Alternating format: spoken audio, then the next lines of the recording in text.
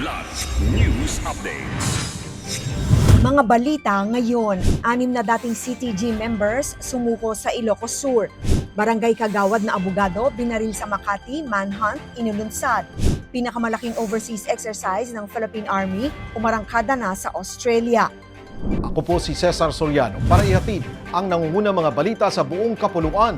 Ngayon, 6 na dating miyembro ng Communist Terrorist Group o CTG ang voluntaryong sumuko sa 24th Infantry Wildcat Battalion sa Barangay Bugbuga, Santa Cruz, Ilocos Sur, kamakailan. Kabilang sa mga sumuko ang 2 dating miyembro ng KLG-SIS, KLG-AMPIS, ICRC at 4 na dating milisyang bayan na dating kumikilos sa mga red at white areas ng lalawigan. Isinuko rin nila ang kanilang mga baril bilang pagtalikod sa armadong pakikibaka. Ayon kay Lieutenant Colonel Jesse Baroga, commander ng 24th IB, patunay ang kanilang pagsuko sa lumalakas na suporta sa mga programa ng pamahalaan para sa kapayapaan at reintegrasyon ng mga dating rebelde.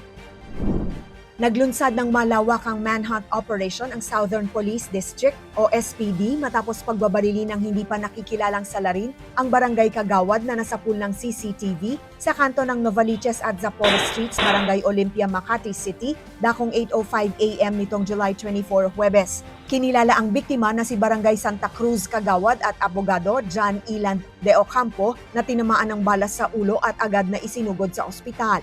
Naka-high alert ang mga tauhan ng Police Substation 1 at Investigation and Detective Management Section para sa manhunt at pagsusuri sa mga CCTV footage upang matukoy ang ruta ng pagtakas ng sospek. Iniutos din ni Makati City Mayor Nancy Binay ang agarang investigasyon at pagdakip sa gunman.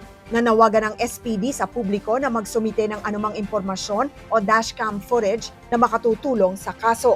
Patuloy pang inaalam ng mga otoridad ang motibo ng pamamaril. Opisyal nang sinimulan ng Philippine Army at Australian Army ang Exercise Karabaru 2026 sa Townsville Field Training Area, Queensland, Australia noong July 21, Martes bilang bahagi ng pagpapalakas ng kakayahan ng mga kaalyadong hukbo sa modernong labanan.